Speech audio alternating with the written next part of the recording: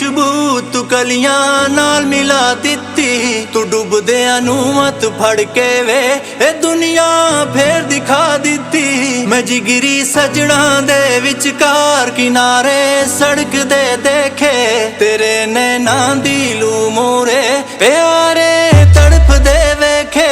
नगीने लिश्क दे देखे, नतीजे risk they देखे, ते डर दे इंसान भी खुशी नाल थिरक दे देखे। मैं चमकदियां धुप्पां विच भी ये बदल कड़क दे देखे, तेरे नैना दी लू मूरे प्यारे तड़प दे वेखे। आ आ आ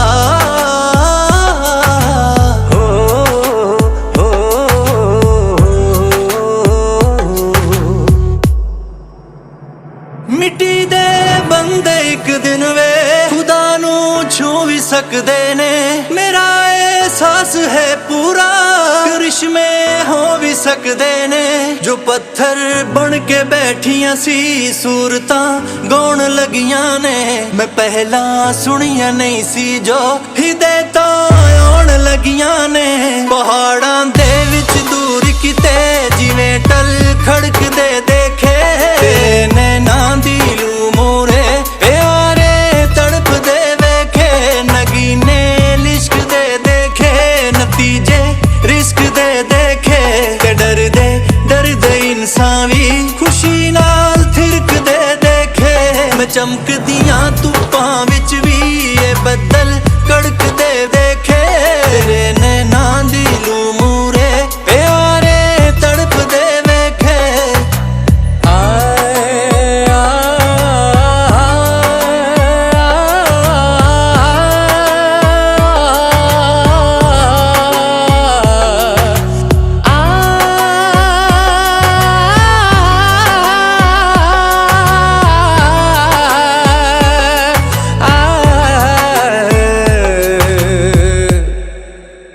नॉर्मल स्लीप पैटर्न्स क्या होते हैं, बायोलॉजिकल रिदम जो सर्केडियन रिदम है वो क्या होती है, किस तरह नींद की ख़राबी डिफरेंट साइकाइट्रिक डिसऑर्डर्स और मेडिकल इलनेसेस का बायस बन सकती है। डिप्रेशन के अंदर जो हम डिस्कस करते हैं उसके अंदर स्लीप जो है वो पैटर्न इस तरह से डिस्टर्ब हो गया, या तो बंदा बहुत ज़्यादा सो रहा है या फिर बिल्कुल ही नहीं सो रहा। दोनों तरह के पैटर्न्स ऑब्जर्व किए गए हैं। या फिर अगर सो भी रहा है तो फ्रीक्वेंटली बीच में उठ रहा है, यानी बार बार उसको उठने की ज़रूरत महसूस हो रही है। जब हम नींद की बात करते हैं ना तो लोगों को लगता है कि it's just a feeling of being tired the next day, but psychologically brain के साथ बहुत कुछ हो रहा होता है। जिस तरह अ गुड स्लीपिंग पैटर्न, इसके अंदर आपके जो न्यूरोट्रांसमीटर्स होते हैं जैसे सेरोटोनिन है, डोपामीन है, ये हमारी नींद रिस्टोर करती है। फिर जिस तरह हम बात करते हैं अपने इमोशंस की, the ability to balance emotions, ये भी हमारी स्लीप हेल्प करती है इस चीज़ के अंदर। रिलैप्स जब होता है तो रिलैप्स में ये होता है कि आप सबसे पहले तो हमारी नींद ही ख़राब होती है। तो नींद को सबसे पहले जो है वो हम देखते हैं कि नींद को अपने मेंटेन रखना है, आपने बेहतर रखना है। तो सबसे पहले हम बात करते हैं कि मूड के एपिसोड्स जो आ रहे होते हैं। अस्सलाम वालेकुम एंड वेलकम एवरीवन। आप देख रहे हैं यू आस्क्ड फॉर इट। जैसे हमारा शो है जिसका नाम यू आस्क्ड फॉर इट है, मतलब कि आप सवाल पूछते हैं और हम उनके जवाबात लेके आते हैं, उनकी एक्सप्लेनेशन आपके लिए लेके आते हैं। तो इसी तरह आज के दिन भी हम आपके लिए शामिल हैं, आपके लिए प्रेजेंट होते हैं। जो हमारा जो शो है इट इज़ डेली रनिंग, जो हर दिन फ्रॉम 7 PM ऑनवर्ड्स ब्रॉडकास्ट किया जाता है पाकिस्तान के तीनों बड़े शहरों लाहौर, इस्लामाबाद, कराची, यहाँ से ब्रॉडकास्ट किया जाता है। जो डेज़ डिवाइडेड हैं वो कुछ इस तरह हैं कि 4 दिन Saturday, Sunday, Monday and Tuesday Lahore studio से, और वेडनेसडे इस्लामाबाद, एंड इसी तरह थर्सडे एंड फ्राइडे कराची, नासिमाबाद और कराची क्लिफ्टन के स्टूडियोज़ से ये शो ब्रॉडकास्ट किया जाता है। तमाम सेंटर्स की जो प्रोफेशनल टीम्स हैं वो आपकी खिदमत में अपनी राय प्रेजेंट करते हैं, अपने जो व्यूज़ हैं रिगार्डिंग साइकाट्रिक डिसऑर्डर्स, जहाँ पे पेशेंट्स को और उनकी फैमिलीज़ को अवेयरनेस की ज़रूरत होती है, जो साइंटिफिक प्रोसीजर है, जो साइंटिफिक नॉलेज है, उससे आपको अवेयर करते हैं। तो ये हमारे शो का एक मेन पर्पस है। इसी तरह आज के दिन जो मंडे का दिन है, हम लाहौर सेंटर से कुछ साइकाइट्रिक डिसऑर्डर्स और उनकी मैनेजमेंट हम डिस्कस करते हैं, जैसे डिप्रेशन हो गया, बाइपोलर हो गया, सब्सटेंस यूज डिसऑर्डर, एडिक्शन हो गया। तो इसी तरह आज के दिन भी हम एक जो मेन फैक्टर है साइकाइट्री के अंदर और मेडिसिन के अंदर, जिससे एक पूरी निज़ाम जो है सेहत का वो चलता है, वो डिस्कस करेंगे। बेसिकली जो आज हम डिस्कस करने जा रहे हैं वो है स्लीप। नॉर्मल स्लीप पैटर्न्स क्या होते हैं, बायोलॉजिकल रिदम जो सर्केडियन रिदम है वो क्या होती है, किस तरह नींद की ख़राबी डिफरेंट साइकाइट्रिक डिसऑर्डर्स और मेडिकल इलनेसेस का बायस बन सकती है। जो नींद है ये सिर्फ एक आसाइश नहीं बल्कि एक ज़रूरत बन जाती है। किस तरह इसको बेहतर बनाया जा सकता है, किस तरह स्लीप हाइजीन जो उसको फॉलो किया जा सकता है, ख़राब नींद को बेहतरी की तरफ किस तरह लाया जा सकता है, वो क्या टेक्निक्स हैं, क्या मेडिसिन की ज़रूरत पड़ सकती है, क्या मेडिसिन इस्तेमाल कर सकते हैं और क्या लाइफस्टाइल मॉडिफिकेशंस लेके आ सकते हैं। और जिस तरह हमारे शो का एक पर्पस होता है कि सिर्फ़ और सिर्फ मरीज़ के मतलब नहीं बल्कि उनकी जो फैमिली मेम्बर्स हैं, जो सोसाइटी है, उनका रोल नींद के अंदर, उनकी क्या नज़रियात हैं, क्या पैराडाइम्स हैं, किस तरह वो अपने पेशेंट को सपोर्ट कर सकते हैं और हेल्प कर सकते हैं, ये सारी बातें आज के दिन हम करेंगे। तो विदाउट फर्दर ड्यू आज का शो हम स्टार्ट करते हैं। मैं अपने पैनल से इंट्रोड्यूस करवाता जाऊँ। हमारे साथ शामिल हैं डॉक्टर रहमा अनवर, मेडिकल ऑफिसर, वालेकुम अस्सलाम, लाहौर सेंटर से वाबस्ता जो पेशेंट्स और फैमिलीज़ की मेडिकल नीड्स हैं, जो psycho education regarding disease concept, bipolar का, एडिक्शन का, जितनी भी नॉलेज है, मेडिकल नॉलेज है, ये पेशेंट्स को देना, उनकी फैमिली को देना और मेडिसन पेशेंट्स के लिए प्रेस्क्राइब करना, ये इनके रोल्स और ड्यूटीज़ हैं। इसी तरह हमारे साथ मौजूद हैं miss Anusha clinical psychologist Willingways Lahore centre से, जो पेशेंट्स और फैमिलीज़ की साइकोलॉजिकल नीड्स हैं, उनकी काउंसलिंग, उनकी साइको एजुकेशन, ग्रुप थेरेपी, ये करती हैं मिस अनुषा। और same responsibilities for other psychologist for today miss Amna Saeed, Willingways Pakistan से वाबस्ता। तो ये आज की हमारी टीम है जो मेडिकल पर्सपेक्टिव है, मैं और डॉक्टर रहमा कवर करेंगे।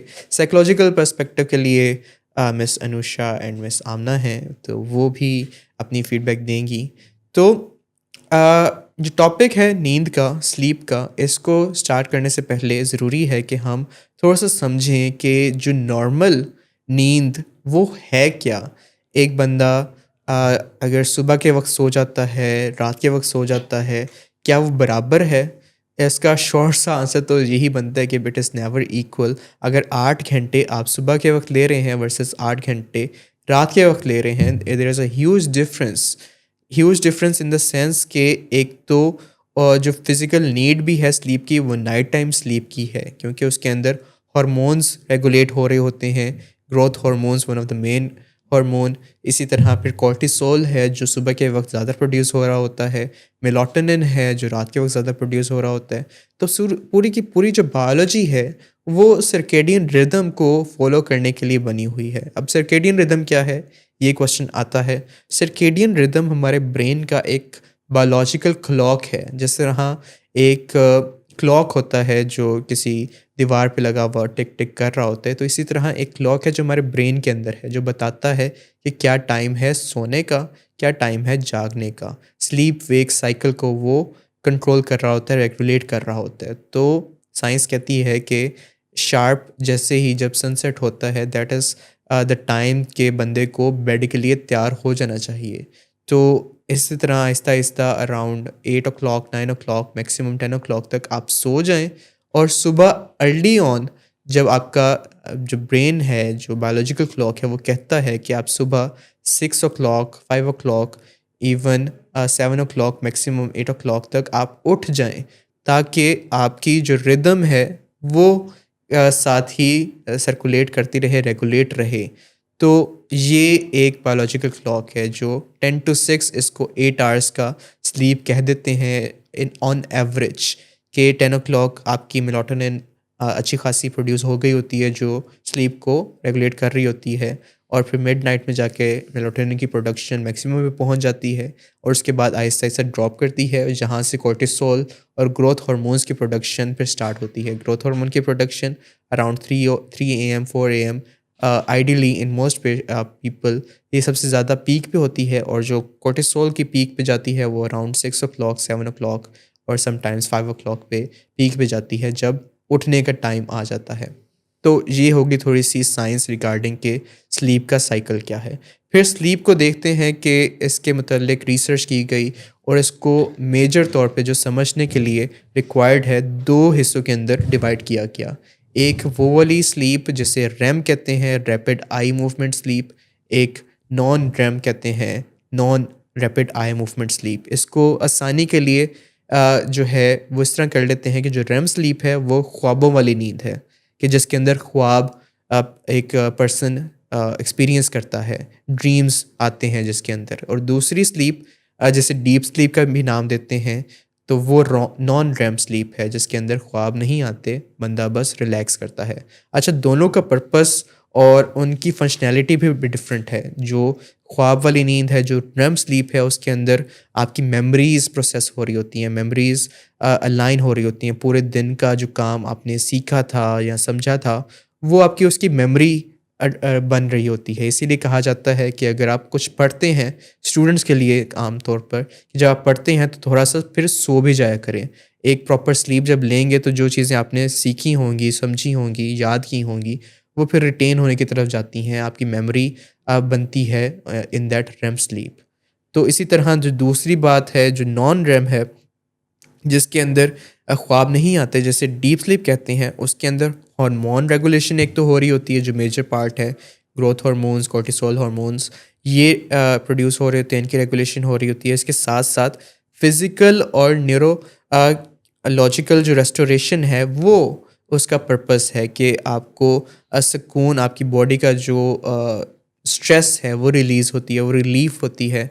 अगर कोई स्टिमुलेशन, ओवर स्टिमुलेशन हो रही हो तो वो आहिस्ता आहिस्ता रिजॉल्व होती है। जो ब्रेन केमिकल्स हैं अगर उनके लेवल्स डिस्टर्ब्ड हैं वो आहिस्ता आहिस्ता रेगुलेट होते हैं और नॉर्मलाइज होने की तरफ जाते हैं। तो ये 2 मेजर एस्पेक्ट्स हैं, जो 2 मेजर पार्ट्स हैं जो नॉर्मल स्लीप के। जो नॉर्मल स्लीप है इसको हम 120 मिनट्स के साइकिल के अंदर भी हम क्लासिफाई कर सकते हैं। जो 120 मिनट्स का साइकिल रात के अंदर अराउंड 3 to 4 टाइम्स रिपीट पे चलता है और उससे 8 आवर्स की जो प्रॉपर नींद है वो आती है। अच्छा, 8 आवर्स मैं अब बता रहा हूँ, तो ये भी एज स्पेसिफिक एक एवरेज है। जो बच्चा होता है, जैसे कोई एज 1 से लेके आप ले जाएं एज 4 तक, तो उस टाइम उसकी स्लीप सबसे ज़्यादा हो रही होती है। एज 1 के दौरान he is even sleeping for 16 hours a day. तो आहिस्ता आहिस्ता उसका जो रिक्वायरमेंट है फॉर स्लीप वो आहिस्ता आहिस्ता डिक्रीज़ हो रही होती है कि फिर वो 12 आवर्स 6 आवर्स 10 आवर्स तक आ रहा होता है। तो स्कूल गोइंग जो एज है फ्रॉम 6 ऑनवर्ड्स टू 18 तक, तो तब कहा जाता है कि आप 8 to 10 आवर्स की स्लीप मस्ट रखें। ज़्यादा तो बेहतर है कि 10 घंटे की ही स्लीप हो। उसके बाद 18 ऑनवर्ड्स टू 30 जो मेजर एक एस्पेक्ट है, एक एज है जिसके अंदर एक ह्यूमन बीइंग अपनी पीक पे परफॉर्मेंस के ऊपर होता है फिज़िकली, तो उसके अंदर वो कुछ थोड़ा सा कम आवर्स के अंदर भी अपना कवर कर लेता है सारी रेस्टोरेशन, सारी इमोशनल वेलबींग को। तो उसके अंदर वो 8 आवर्स की स्लीप से भी फ़ायदा उठा सकता है। फिर अगेन जैसे आहिस्ता आहिस्ता एज बढ़ती है, दोबारा रिक्वायरमेंट ऑफ स्लीप इंक्रीजिंग की तरफ जाती है। तो ये थोड़ी सी बात हो गई कि नींद है क्या एक्चुअली। अगर इसको हम रिलेट करें विद साइकाइट्री के अंदर हम इसको देख रहे होते हैं ऑनसेट ऑफ स्लीप और क्वालिटी ऑफ स्लीप के मुतल्लिक। तो ये 2 बातें हैं, जो पहलू हैं, जो सिम्टम्स कहलाते हैं, और अगर इनमें कोई ख़राबी आ रही हो तो फिर किसी ना किसी डिसऑर्डर की तरफ अब बात जाने की तरफ जाती है। अब काफ़ी डिसऑर्डर्स हैं जिनको हम डिटेल में भी डिस्कस करेंगे, जिनके अंदर जो नींद की ख़राबी है एक अलामत बनती है। जो डिसऑर्डर्स हैं जैसे डिप्रेशन है जिसके अंदर नींद का ज़्यादा ना या कम हो जाना, बाइपोलर डिसऑर्डर जिसके अंदर स्पेसिफिकली मेनिया की स्टेज के अंदर नींद बिल्कुल ही ख़त्म हो जाना या नीड फॉर स्लीप ख़त्म हो जाना, कि बंदे को फ़ील होना कि वो उसके डोपामिन इतने हाई हैं, उसकी एनर्जीज़ इतनी हाई हैं कि उसको नींद की ज़रूरत ही नहीं है। तो इसी तरह बाकी डिसऑर्डर्स हैं जैसे एंग्ज़ायटी का, जिसमें एंग्ज़ायटी की वजह से स्लीप ऑनसेट ना हो पाना। फिर कुछ डिसऑर्डर्स हैं जैसे नार्कोलेप्सी, जिसके में आता है कि मॉर्निंग टाइम के अंदर आपको झोंके आना नींद के, अनकंट्रोलेबल नींद के जो स्लीप है वो उसकी कुछ स्पेल्स आना। तो ये काफ़ी जो है साइकेट्रिक डिसऑर्डर्स जो स्लीप के रिवॉल्व करते हैं, स्लीप के अराउंड रिवॉल्व करते हैं, इनको हम डिस्कस भी करेंगे और इनके मुतल्लिक जो मैनेजमेंट है वो भी आज के दिन हम कवर करेंगे। और ये सारी बातें हमारे साथ, जैसे मैंने बताया कि मिस अनुषा है, मिस सामना है, डॉक्टर रामा है, ये कवर करेंगे। और ये सारी बातें हम एक-एक करके एक-एक सेगमेंट में हम इनको कवर करने की तरफ जाएँगे। अभी लेते हैं एक छोटा-सा ब्रेक, और ब्रेक के बाद जो हमने कवर करनी है बातें, वो जो मेडिकल पर्सपेक्टिव है डिसऑर्डर्स का, वो हम डॉक्टर रामा से डिस्कस करेंगे। अभी लेते हैं एक छोटा-सा ब्रेक।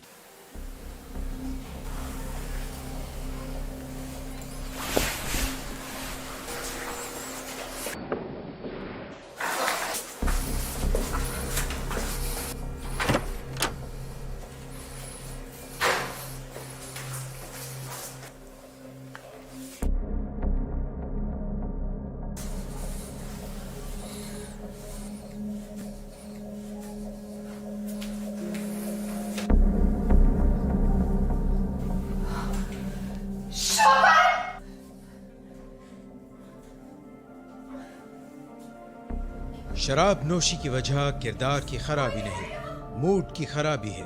शराब नोशी कभी भी नशे की बीमारी में बदल सकती है। नशे की बीमारी हर स्टेज पर काबिल इलाज है। मदद हासिल कीजिए, क्योंकि वो ऐसा नहीं करेगा। विलिंग वेज से मदद हासिल कीजिए, कहीं से भी मदद हासिल कीजिए, लेकिन फौरी मदद हासिल कीजिए। जिस मुआवजे के इंतजार में आपने बहुत देर कर दी, अब वो दस्तक दे रहा है। मदद हासिल कीजिए, मदद हासिल कीजिए, मदद हासिल कीजिए।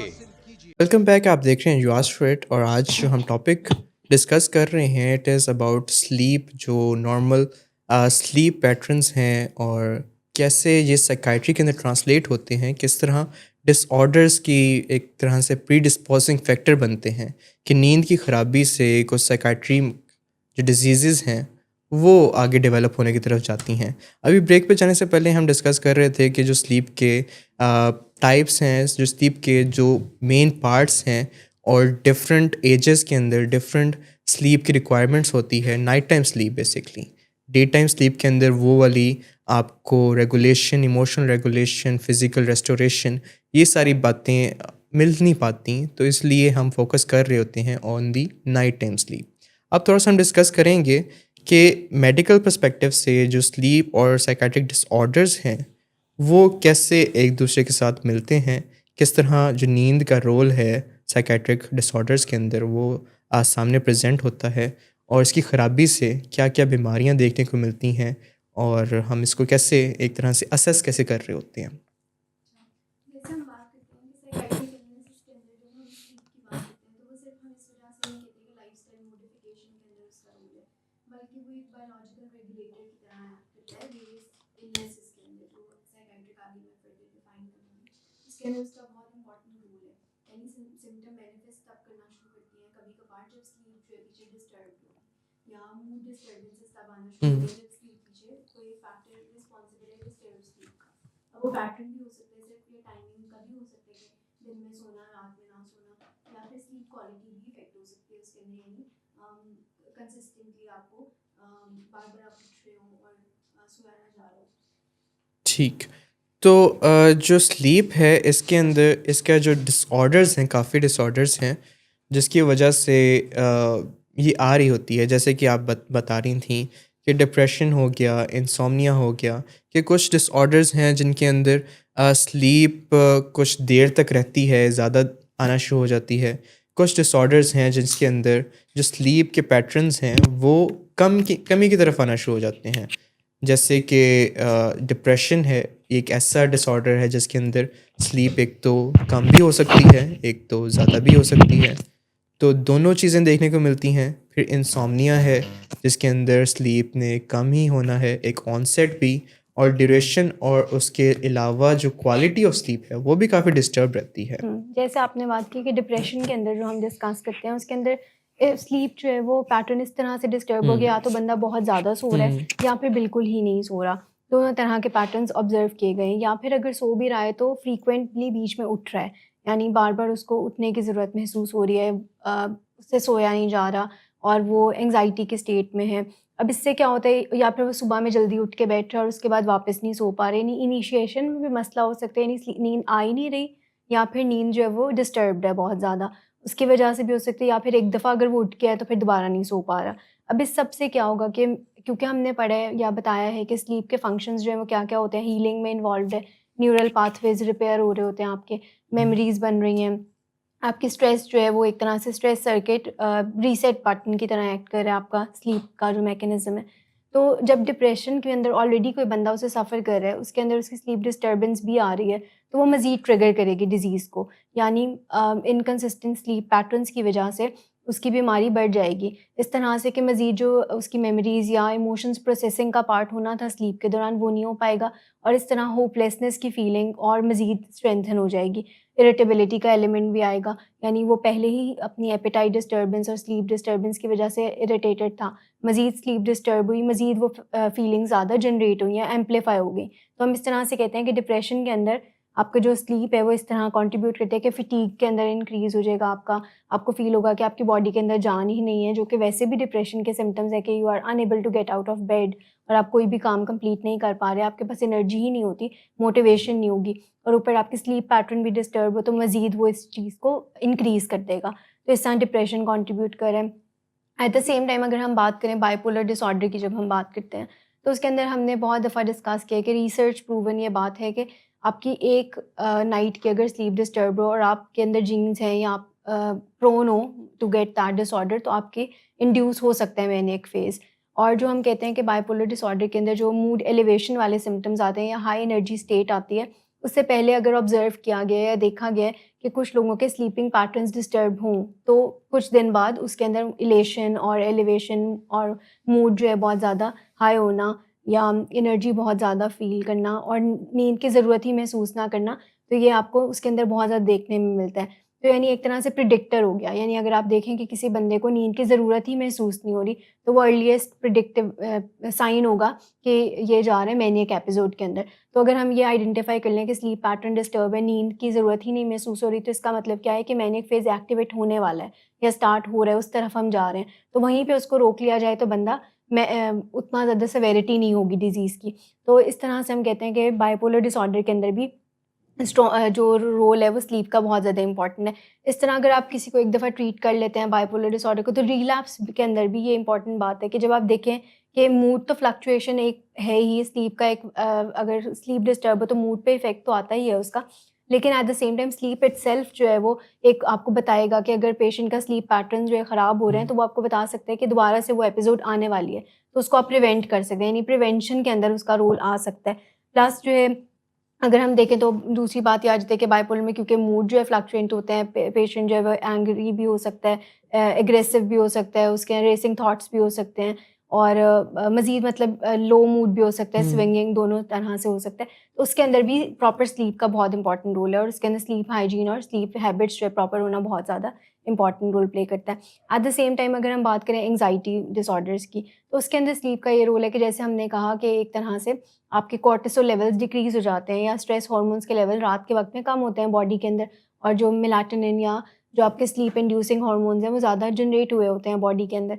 तो यानी आपकी बॉडी डी स्ट्रेस हो रही होती है उस टाइम के अंदर, प्रोसेसिंग हो रही होती है इमोशंस की भी, जो सारा दिन आपने फ़ील किए हुए हैं, आपकी मेमोरीज़ कंसोलिडेट हो रही हैं, जो आप लर्न करते हैं इवन स्किल्स भी, वो भी जाके आपके अंदर रजिस्टर हो रहे हैं। इवन अगर कोई एंग्जाइटी मैनेजमेंट स्किल्स लर्न करे, वो भी जाके आपके ब्रेन के अंदर स्टोर हो रहे हैं एट दैट पॉइंट। तो अब क्या होगा, जब कोई बंदा एंग्जाइटी की स्टेट के अंदर होता है तो क्या होगा, उसकी बॉडी के अंदर कॉर्टिसोल हो जाएगा रिलीज़ शुरू। अब चाहे वो रात के वक्त में है, चाहे वो अब उसकी रीज़न जो है कोई भी है, थॉट्स भी हो सकते हैं, ये वजह भी हो सकती है कि मुझे नींद क्यों नहीं आ रही, मतलब फैक्टर कोई भी जिसकी वजह से ट्रिगर हो, बॉडी के अंदर क्या हो रहा है, स्ट्रेस हार्मोन्स जनरेट हो रहे हैं। स्ट्रेस हार्मोन्स क्या करेंगे, आपकी बॉडी को ये मैसेज देंगे कि फाइट और फ्लाइट वाला है, यानी थ्रेट है, कोई डेंजर है। अब जब बॉडी को ये पता चल गया तो बजाय इसके कि वो कामिंग इफेक्ट आए या फिर आप नींद की तरफ जाएँ, वो मज़ीद जो है वो एक लूप बन जाएगा कि आप एंग्जायटी से सफ़र कर रहे हैं, उसकी वजह से स्ट्रेस हार्मोन्स जनरेट हो रहे हैं, आप सो नहीं पा रहे और फिर वो मज़ीद एंग्जायटी जनरेट कर रहा है। तो यानी डिज़ीज़ भी बढ़े जा रही है और स्लीप डिस्टर्बेंस भी आए जा रही है। दोनों चीज़ें यानी एक तरह से कोरिलेट करती हैं एक दूसरे के साथ, यानी एंग्जायटी है तो स्लीप नहीं आ रही और नींद नहीं आ रही तो आपको एंग्जायटी उसकी भी हो रही है।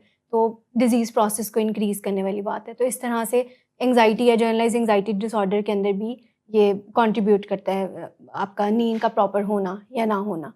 उसके बाद अगर हम बात करें सब्सटेंस यूज़ के अंदर, तो जब हम कोई बंदा सब्सटेंस यूज़ के अंदर होता है एक्टिवली, तो डिफरेंट फेजेस, जिस तरह आपने बताया स्लीप के स्टेजेस होते हैं, तो उसके अंदर डिफरेंट स्टेजेस जो हैं वो डिफरेंटली इम्पैक्ट हो रहे होते हैं। जैसे अगर आप स्टिमुलेंट ले रहे हैं तो वो कोई आपकी डीप स्लीप वाले स्टेज को इफेक्ट करे और आप एक्टिवेटेड रह रहे हैं, आप जा ही नहीं रहे उस स्टेज के अंदर, तो जो फंक्शंस उस स्टेज के अंदर होने थे स्लीप के वो इम्पेयर हो जाएंगे। अब अल्टीमेटली जब कोई बंदा यहाँ पे आता है हमारे पास रिहैब के अंदर और इसके स्लीप रूटीन पे हम काम करते हैं, तो वो विड्रॉल के इफेक्ट के अंदर भी होता है और तब भी उसके वो स्टेजेस ज़्यादा इफेक्ट हुए होते हैं। कुछ स्टेजेस जैसे आपने कहा ड्रीमिंग वाला स्टेज होता है, वो भी इम्पैक्ट हुआ होता है ड्रग यूज़ के साथ, यानी जैसे वो सप्रेस हुआ होता है। तो जब यस। कोई बंदा सब्सटेंस यूज़ छोड़ता है एकदम से, तो वो क्या होगा, कोई भी चीज़ दबाई हो बहुत अरसे से तो वो वापस रिबाउंड इफेक्ट होगा उसका। बिल्कुल। तो जो पेशेंट जब आते हैं तो वो कहते हैं बहुत ज़्यादा हमें ख्वाब आ रहे हैं, बहुत ज़्यादा स्ट्रॉन्ग उनको ड्रीम्स आ रहे होते हैं और उससे वो परेशान भी होते हैं। तो ये एक तरह से रीबाउंड इफेक्ट होता है ड्रग्स का। तो यानी विड्रॉल फेज़ के अंदर तो उनके जो स्लीप है वो डिस्टर्ब होती ही है और इसकी वजह से वो एंग्जायटी वाली स्टेट के अंदर भी होते हैं। एट द सेम टाइम जब फिक्स हो भी जाती है ओवर टाइम उनकी स्लीप, लेकिन इसकी लॉन्ग टर्म के अंदर क्या इंपॉर्टेंस है कि न्यूरल पाथवेज की रिपेयर के अंदर भी, क्योंकि स्लीप का इंपॉर्टेंट रोल है, तो यह भी इंपॉर्टेंट एक तरह से रिलैप्स प्रिवेंशन टूल के तौर पे भी एक्ट कर सकता है कि जो आपने स्किल्स लर्न की हैं, अगर आपकी नींद प्रॉपर है तो वो कंसोलिडेट हो रही हैं आपके ब्रेन के अंदर, स्टोर हो रही हैं और आप उन्हें इम्प्लीमेंट कर सकते हैं। लेकिन अगर आपकी स्लीप डिस्टर्ब्ड है तो आप क्या करेंगे, आप उसकी वजह से इरिटेबिलिटी का भी शिकार होंगे, आपकी क्रेविंग्स भी स्ट्रॉन्ग होंगी, आपको एंग्जाइटी भी होगी और आप जो है वो मैनेज नहीं कर पा रहे होंगे और आपको लगेगा कि इससे बेहतर तो सब्सटेंस यूज़ करना है। तो यानी एक तरह से वो रिलैप्स के अंदर भी जा सकता है कोई बंदा, अगर उसकी स्लीप आफ्टर रिहैबिलिटेशन भी डिस्टर्ब्ड हो उसके पैटर्न्स। तो यानी पहले भी सब्सटेंसेस जो है वो इम्पैक्ट करी थी डिजीज़ को, स्लीप को, और डिज़ीज़ को ज़्यादा करी थी। और बाद में भी यही हो रहा है कि जब आप जा रहे हैं और स्लीप डिस्टर्बेंस आ रही है तो वो एक इंडिकेटर है कि यानी पेशेंट रिलैप्स की तरफ जा सकता है। इस वजह से भी इरिटेबिलिटी उसके बिहेवियर में आ सकती है ड्यू टू डिस्टर्ब स्लीप। तो इस वजह से स्लीप उसके अंदर भी इंपॉर्टेंट रोल प्ले करती है। इसी तरह अगर हम बात करें साइकोसिस की, तो साइकोसिस के अंदर भी क्या होता है, हमारे ब्रेन के अंदर न्यूरोट्रांसमीटर इम्बैलेंस हुआ होता है और उसके अंदर भी ऐसे ही होगा कि आपको परसेप्शन इफेक्टेड होती है, आपकी मेमोरी और थिंकिंग एबिलिटी इफेक्ट होती है। तो अगर कोई बंदा उस दौरान स्लीप जो है उसकी, अगर हम सबसे पहले स्लीप पे काम करना शुरू करें अलॉन्ग विद मेडिकेशन, तो वो भी बहुत उसके लिए थेरेप्यूटिक इफेक्ट रखेगी कि उसके जो थॉट्स हैं या परसेप्शन है या मेमोरी इम्पैक्ट हुई है वो रिवर्सल की तरफ आएगी, यानी आपकी मेडिकेशन बेटर तब एक्ट करेगी या उसका रोल जो है वो ज़्यादा अच्छे से वो अपना काम कर सकती है जब कोई बंदा अपने स्लीपिंग पैटर्न्स या उसकी तरफ भी ध्यान दे। तो यानी साइकोसिस के अंदर भी अगर हम स्लीपिंग पैटर्न्स या रूटीन का ख्याल नहीं रखेंगे और सिर्फ मेडिकेशन का हेल्प लेंगे तो वो एक लिमिट तक हमें हेल्प कर सकती है। उसके बाद अगर हम स्लीप को जो है वो इंपॉर्टेंस या प्रायोरिटाइज़ नहीं करेंगे तो वो पैटर्न्स वापस भी आ सकते हैं, यानी बीमारी वापस भी आने के चांस है, क्योंकि क्या हो रहा है, जब आप सो नहीं रहे तो आपको केमिकल इम्बैलेंस में जा रहा है। डोपामीन जो आपका साइकोसिस के अंदर इम्बैलेंस हुआ होता है और इसकी वजह से आपको हेलुसिनेशंस और डिल्यूजन्स और ये सारी चीज़ें आ रही होती हैं, तो वो डिस्टर्ब पैटर्न दोबारा रिपीट होने के चांसेस भी हैं अगर स्लीप डिस्टर्बेंस किसी की हो। तो इस तरह से जो है डिफरेंट साइकाइट्रिक डिसऑर्डर्स के अंदर स्लीप का बहुत इंपॉर्टेंट रोल है। अगर हम बात करें कि ब्रेन के अंदर क्या हो रहा होता है, जब अब जैसे हमने डिस्कस किया कि ब्रेन क्या क्या रोल है स्लीप का, कि हीलिंग के अंदर इन्वॉल्व है, आपके मेमोरी फॉर्मेशन के अंदर, इवन डिटॉक्सिफिकेशन ऑफ केमिकल्स भी हो रही होती है एट आपके during while you are sleeping. तो ये कोई पैसिव प्रोसेस नहीं है, यानी एक्टिवली आपकी बॉडी एक तरह से रिपेयर के प्रोसेस से गुजर रही है। इवन जो आपने ग्रोथ हार्मोन की बात की, रिपेयर की बात की है, डिफरेंट सेल्स रीजनरेट कर रहे होते हैं, ग्रो कर रहे होते हैं ड्यूरिंग द स्लीप प्रोसेस। तो जब हमारा किसी के स्लीप डिस्टर्ब है तो उसकी वजह से उसका बेसिकली ब्रेन के अंदर चेंजेस आ रहे होते हैं। जैसे हम बात करते हैं कि जब किसी बंदे की स्लीप डिस्टर्ब्ड है तो उसका pre frontal cortex activity decrease हो जाती है, यानी उसकी जो थिंकिंग एबिलिटी है वो कम होगी, उसकी डिसीजन मेकिंग इम्पेयर हो रही होती है, इम्पल्सिविटी का एलिमेंट आ रहा होता है, तो यानी प्री हायर जो मेंटल फंक्शंस है वो इफेक्ट हो रहे होंगे।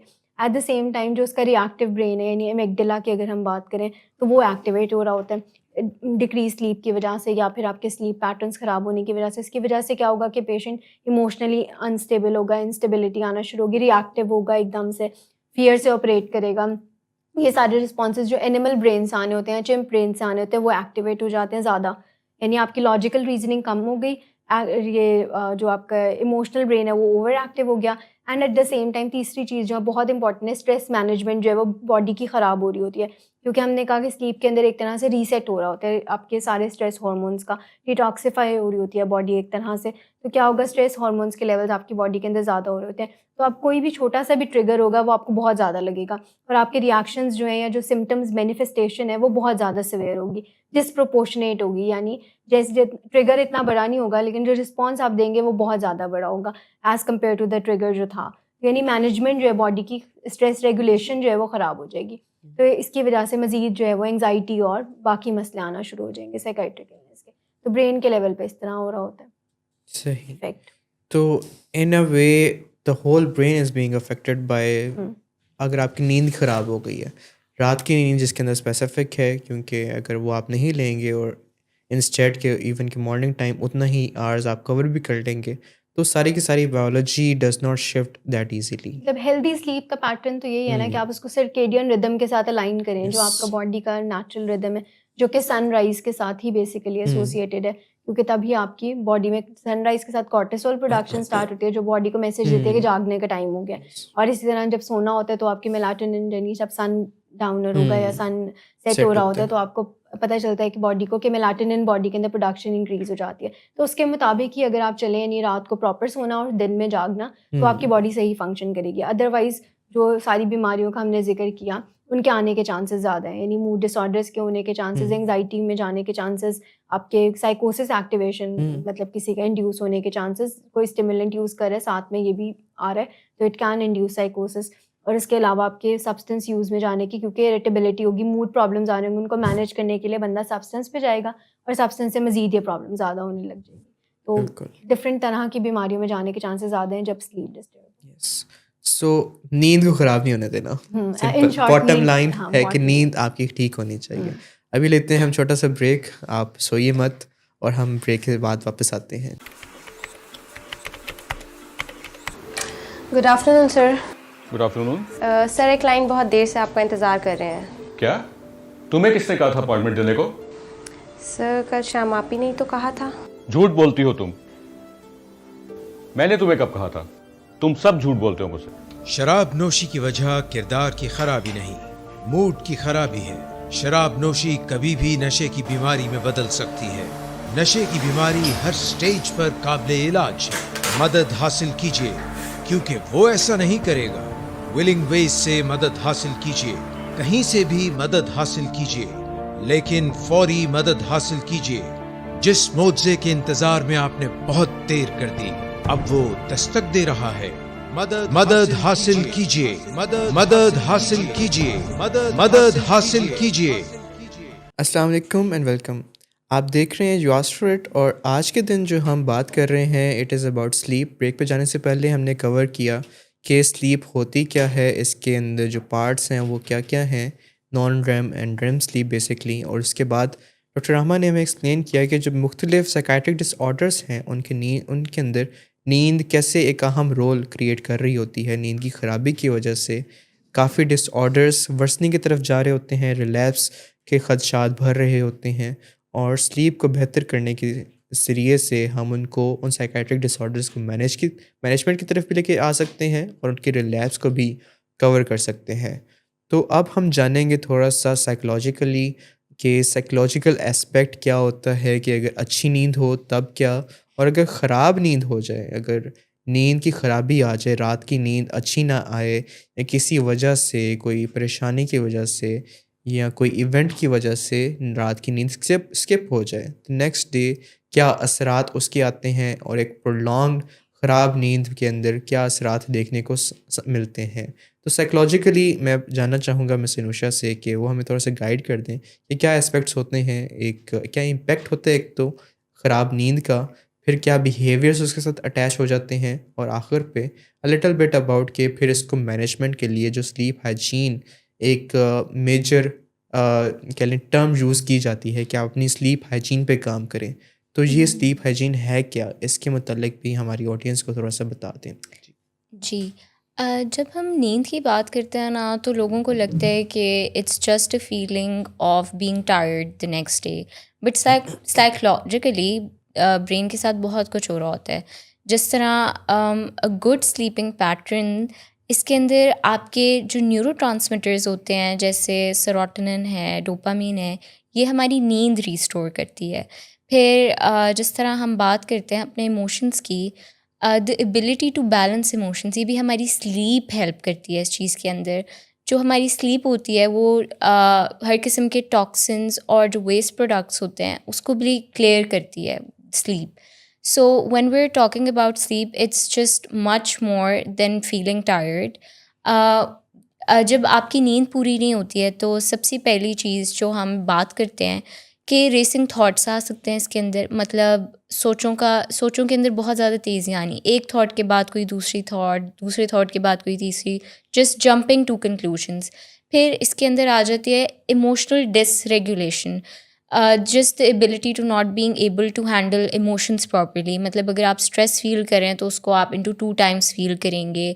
अगर आपको किसी और चीज़ की टेंशन है तो टेंशन बहुत ज़्यादा आप एक्सट्रीम लेवल्स पे जाकर फील करेंगे। फिर तीसरी चीज़ इसके अंदर आ जाती है कि कंसंट्रेशन डिफ़िकल्टी भी आ जाती है।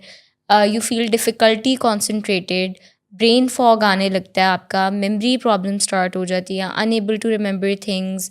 कोई चीज़ आपने काम करना होता है अगले दिन और अगर आपकी नींद सही तरह पूरी नहीं होती तो आप वो चीज़ नेक्स्ट डे भूल जाते हैं कि अच्छा ये काम भी करना था मैंने।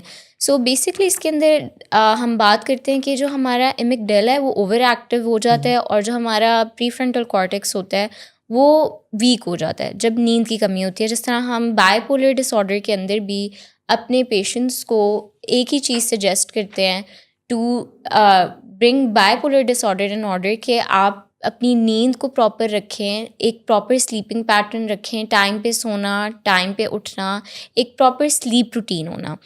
और एक और चीज़ जो हमारी स्लीप करती है, मतलब मेमोरी कंसोलिडेशन जो होती है ना, that actually happens during sleep और रेम स्लीप, जिस तरह आपने और डॉक्टर हमने एक्सप्लेन किया है।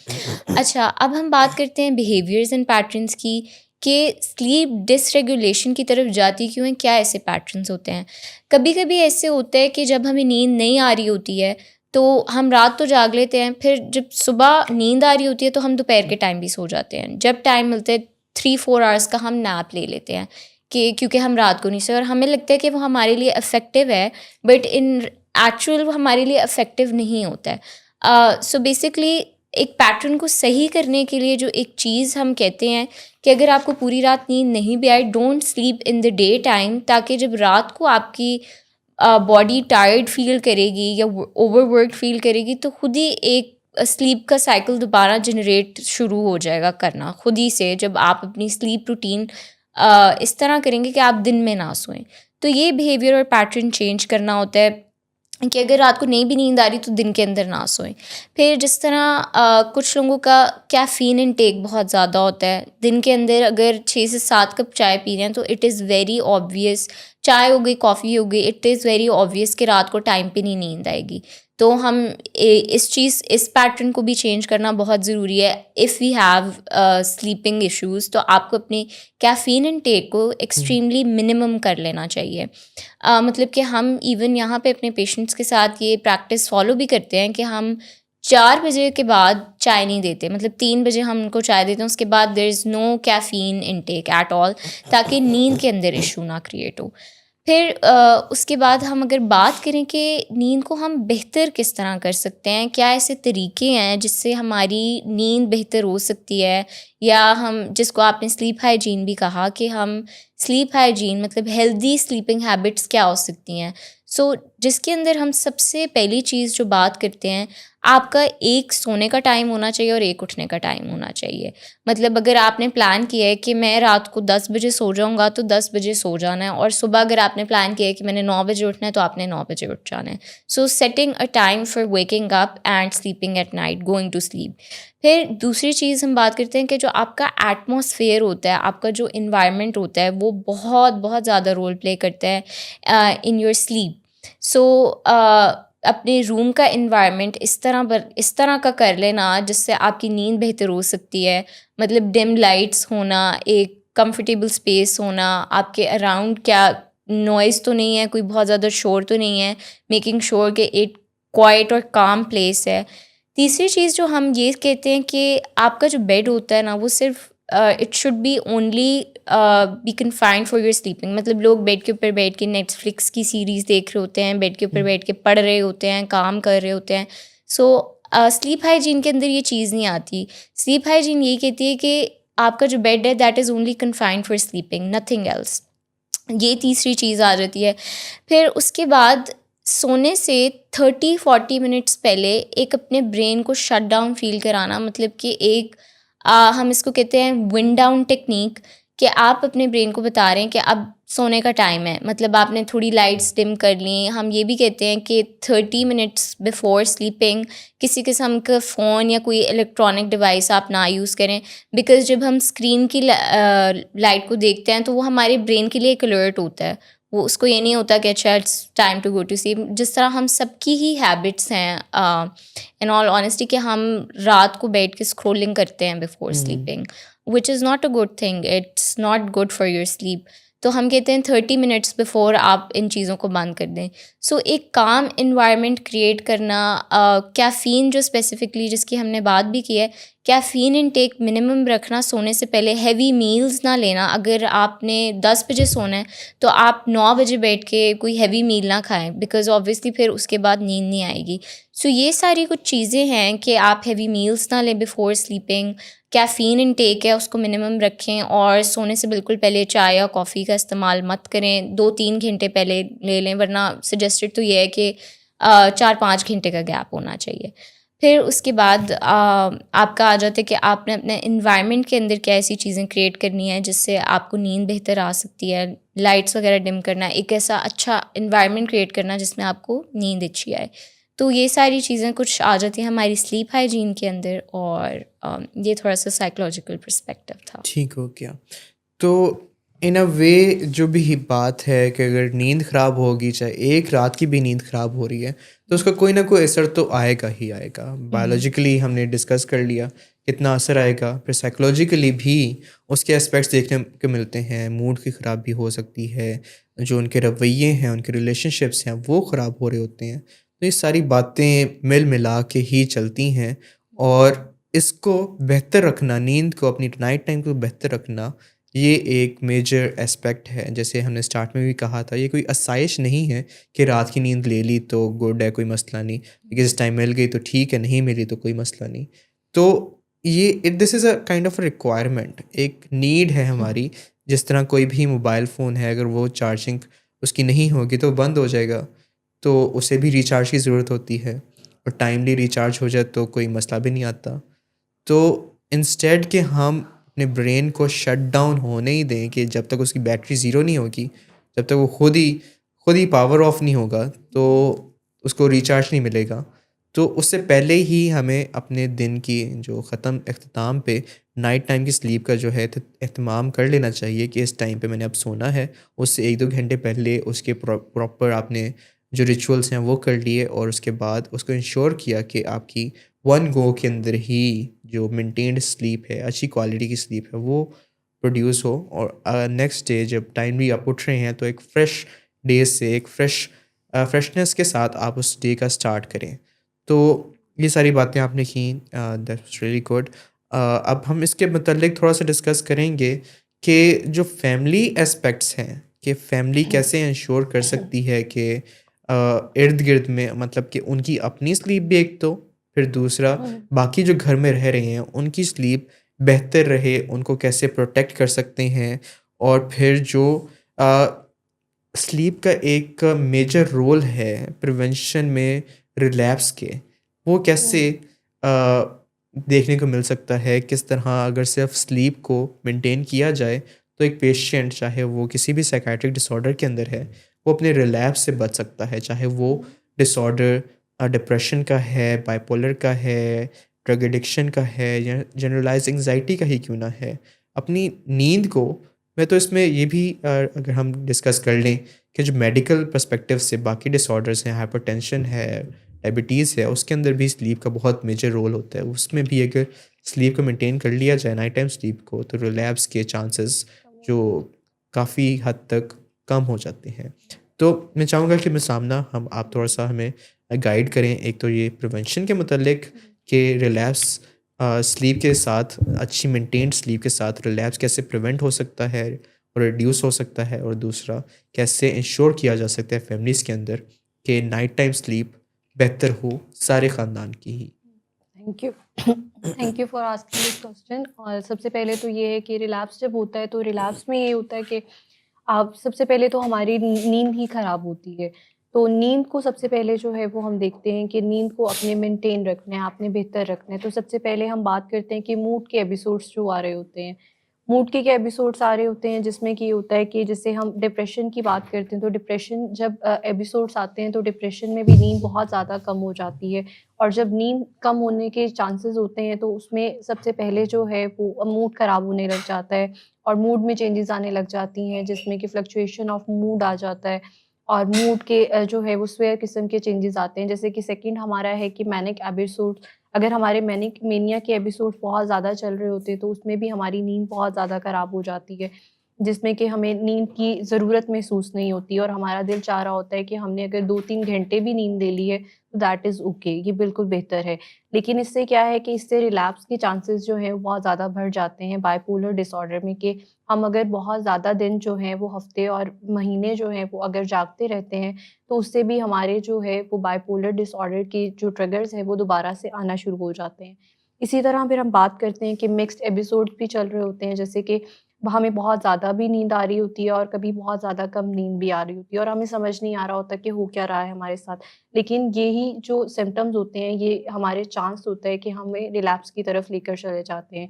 और फिर सेकंड जो है वो हम बात करते हैं कि अगर हम सब्सटेंस डिसऑर्डर में अगर हम बात करें रिलैप्स की, तो सबसे पहले जो है वो हमारी रिलैप्स में नींद ही ख़राब होती है, कि हमारा नींद का साइकिल जो है वो डिस्टर्ब होना स्टार्ट हो जाता है, जिसमें कि रात की नींद जो है वो कम होना शुरू हो जाती है। जैसे कि पेशेंट हमें ये बताते हैं कि मुझे नींद तो आ रही है लेकिन ऐसा है कि 2 घंटे 3 घंटे सो जाता हूँ और फिर उसके बाद जो है वो उठ जाता हूँ और फिर उसके बाद दोबारा नींद आती है और फिर सो जाता हूँ। तो ये बेसिकली होता है कि ये आपकी रिलैप्स की तरफ जो है वो जाने के चांसेस ज़्यादा हो जाते हैं, जिसमें कि हम इसको कहते हैं कि स्लीप डिस्टर्बेंस, कि नींद आपको आ रही है लेकिन नींद आपको क्या हो रही है कि टूट-टूट कर आती है। इसमें हम सबसे ज़्यादा जो है वो पेशेंट को यही जो है वो अवेयरनेस देते हैं कि अगर आपको नींद टूट-टूट कर आना भी शुरू हो जाए तो आपने फ़ौरी तौर हुँ। पर जो है वो हमसे राब्ता करना है, हमें बताना है कि मेरी नींद जो है वो डिस्टर्ब होना स्टार्ट हो गई है, because that is most important warning sign कि जब आपकी नींद ख़राब होती है तो आपकी बाकी चीज़ें रिकवरी जो है वो ख़राब होना शुरू हो जाती है। सेकेंडली आता है कि आपकी फिर नाइट टाइम अगर आपकी एक्टिविटीज़ बहुत ज़्यादा बढ़ना शुरू हो जाएँ, जैसे कि आप रात को बहुत ज़्यादा मोबाइल यूज़ करना स्टार्ट कर दें, आप बहुत ज़्यादा जो है वो गेम्स खेलना स्टार्ट कर दें या फिर आप घर वालों के साथ बहुत ज़्यादा टाइम स्पेंड करना स्टार्ट कर दें, तो उसकी वजह से भी जो है रिलैप्स के चांसेस बहुत ज़्यादा बढ़ जाते हैं, बिकॉज़ नींद जो है वो बहुत इम्पॉर्टेंट फैक्टर है जिसकी वजह से रिलैप्स के चांसेस जो हैं वो बहुत ज़्यादा बढ़ जाते हैं। इसलिए हम पेशेंट को सबसे पहले जब वो यहाँ से आउटडोर के लिए जाते हैं तो हम उनको यही प्रिस्क्राइब करते हैं कि आपने अपनी नींद को बेहतर रखना है, बिकॉज़ अगर आप अपनी नींद को बेहतर रखेंगे तो आपके दिन की जो शेड्यूल है वो भी आप बेहतर तरीके से जो है वो परफ़ॉर्म कर सकते हैं। ऑन द अदर साइड अगर हम फैमिलीज़ की बात करें तो फैमिलीज़ को भी हम ये कहते हैं कि आपने अपने घर का जो एनवायरनमेंट है वो काम रखना है। जैसे कि रात का अगर हम एनवायरनमेंट की बात करें तो फैमिलीज़ कहती हैं कि हाँ, हम पेशेंट को तो सुला देंगे, लेकिन हम खुद जो है वो अपने काम-काज जो है वो कर लेंगे। लेकिन हम फैमिलीज़ को भी ये स्ट्रिक्टली फ़ॉलो करवाते हैं कि फैमिलीज़ ने भी जो है वो अपने टाइम को और अपने इन सब चीज़ों को मैनेज करना है, कि अगर आपके पेशेंट को कहा जा रहा है कि आपने टाइम से सोना है, तो आपने भी ये फ़ॉलो करना है कि आपने भी रात को जल्दी ही सो जाना है।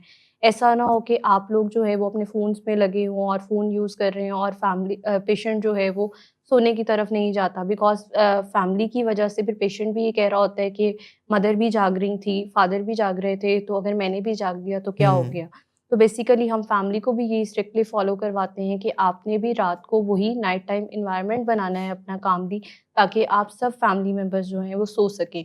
और सेकेंडली आता है कि अवॉइडिंग, आपने कॉन्फ्लिक्ट्स को अवॉइड करना है। आपने रात के टाइम जो है वो कोई ऐसी बात नहीं करनी जिससे कि पेशेंट और या फिर आपके दरमियान जो है वो कोई ऐसी बात हो जिसकी वजह से आपका एनवायरनमेंट ख़राब हो और रात को आपको नींद ना आए और स्ट्रेस की वजह से आपकी बेचैनी बहुत ज़्यादा बढ़ जाए और नींद का आने में प्रॉब्लम हो। फिर उसके बाद हमने ये भी करना है कि हमने रात की एक्टिविटीज़ को जो है बहुत ज़्यादा कम कर देना है कि लाइक आपने रात को बाहर नहीं जाना, रात का घर का एनवायरनमेंट ऐसा बनाना है, जैसे फादर होते हैं, घर के बड़े हैं, हाई पावर है, तो हाई पावर जो है वो ये करे कि आपने 10 बजे के बाद जो है वो बाहर नहीं निकलना घर से। अगर आप घर से बाहर जाएँगे तो आपको जो है वो वापस जो है वो नहीं आने दिया जाएगा। तो कुछ रूल्स सर्टेन जो है वो हमने एस्टेब्लिश कर लेने हैं, जिसकी वजह से जो है वो घर का एनवायरनमेंट ही ऐसा हो कि घर में सभी लोग जो हैं वो रात को जल्दी सोएँ, ताकि जल्दी सुबह उठकर जो है वो अपने काम को जो है वो अच्छी तरीके से परफ़ॉर्म कर सकें। तो फैमिलीज़ का भी बहुत मेजर रोल होता है कि जब हम रिकवरी की बात करते हैं, तो नींद में जब हम बात करें तो नींद मोस्ट इम्पॉर्टेंट है कि अगर फैमिली और पेशेंट जो है वो एक ही पेज पर आकर अपनी नींद को और अपने सारी जो है रूटीन को प्रॉपर्ली फ़ॉलो करते हैं, तो पेशेंट की जो रिकवरी है बहुत अच्छे तरीके से जो है वो ट्रैक पर जा सकती है। ठीक हो गया। तो नींद जो है वो सिर्फ़ एक पर्सन की नहीं, बल्कि सब पर्सन जो फैमिली मेंबर्स हैं उनकी रिक्वायरमेंट है, और अगर वो आपस में मिल-जुल के इसको इंश्योर कर लें कि नाइट टाइम स्लीप इस टाइम पे हो जानी चाहिए, बिल्कुल। जो रिचुअल है उसको वापस नॉर्मलाइज़ कर देना चाहिए कि लेट नाइट जागने से जितने साइकियाट्रिक डिसऑर्डर्स सामने आ रहे हैं, देखने को मिलते हैं बच्चों के अंदर, बड़ों के अंदर, मतलब हर एज वाइज़ वो डिसऑर्डर्स देखने को मिलते हैं। तो बेस्ट वे इज़ कि पूरा ख़ानदान फिर हुँ। एक रिचुअल बना ले कि दिस इज़ द टाइम कि इसके बाद कोई जागा ना हो। सब ने सोना है 10 o'clock 11 o'clock it can be, अगर मैक्सिमम अगर जाना है। लेकिन इसके बाद फिर लाइट्स आउट है और सब ने सोना है और प्रॉपर टाइम पे फिर जागना है, ताकि नेक्स्ट डे का जो आगाज़ है, नेक्स्ट डे से जो आपने एक्टिविटीज़ करनी है उनको लेके चल सकें। तो ये था आज का जो हमारा शो रिगार्डिंग स्लीप, के नींद की इम्पोर्टेंस सिर्फ़ और सिर्फ साइकियाट्री के अंदर नहीं बल्कि बाकी सारे मेडिकल पर्सपेक्टिव से भी उतनी ही है जितनी साइकियाट्री में होती है। बाकी डिसीज़ेज़, बाकी डिसऑर्डर्स वो भी नींद की ख़राबी से जन्म ले रहे होते हैं। डायबिटीज़ हो गया, हाइपरटेंशन हो गया, और भी काफ़ी बीमारियां हैं जो स्लीप की डिस्टर्बेंस की वजह से क्रिएट हो रही होती हैं। इनको अवॉइड किया जा सकता है, इनको प्रिवेंट किया जा सकता है बस रात की नींद को इंश्योर करके। तो जो हमारा शो था वो भी इसी अवेयरनेस प्रोग्राम पे बनता है कि आपको गाइड किया जाए, जो साइंस की एजुकेशन है उससे अवेयर किया जाए कि साइंस ये कहती है अगर आप 10 to 6 जो नींद है इसको इंश्योर करेंगे, सुबह जल्दी उठेंगे, मॉर्निंग वॉक पे जाएंगे और अपने रिलेशनशिप्स बेहतर रखेंगे, तो आपकी लाइफ एक हेल्दी वे में प्रोलॉन्ग रहेगी। लेकिन अगर ये किसी वजह से ख़राबी की तरफ जाता है तो उसको ठीक करने के भी स्किल्स मौजूद हैं, स्लीप हाइजीन मौजूद है, एंड इसके साथ हम अपनी नींद को बेहतर कर सकते हैं। तो जो आप हम तक अपना जो पैगाम पहुंचा सकते हैं, आप हम तक अपना सवालात पहुंचा सकते हैं। आज के शो में कोई भी क्वेरी रह गई हो आपकी, वो हम तक पहुंचा सकते हैं हमारे यूट्यूब पे, हमारे फेसबुक पे, कमेंट सेक्शन में आप पोस्ट कर सकते हैं। हमारा व्हाट्सएप नंबर 24/7 मौजूद है जिस पे आप टेक्स्ट कर सकते हैं, कॉल कर सकते हैं और अपना मैसेज, अपना इनपुट हम तक पहुंचा सकते हैं। हमारा show you asked for it, जिसमें आप सवालात पूछते हैं, तो यही मौका है कि आप हम तक अपने सवालात पहुंचाएं ताकि हम उनको अपने शो का पार्ट बनाएं और उनके मुतालिक जो डिस्कशन है वो जारी रख सकें। तो जो आज की बात थी वो अख्ताम पे पहुंचती है, लेकिन दोबारा से हमारी मुलाकात होगी कल के दिन, and with another show, another episode. और हमारा जो ये प्रोग्राम है ये जारी रहता है from 7 onwards each day, every day, और इसी से हमारी जो अवेयरनेस प्रोग्राम है वो जारी रहता है। सब अपना ख्याल रखें। आज के लिए इतना ही, एंड अल्लाह हाफ़िज़।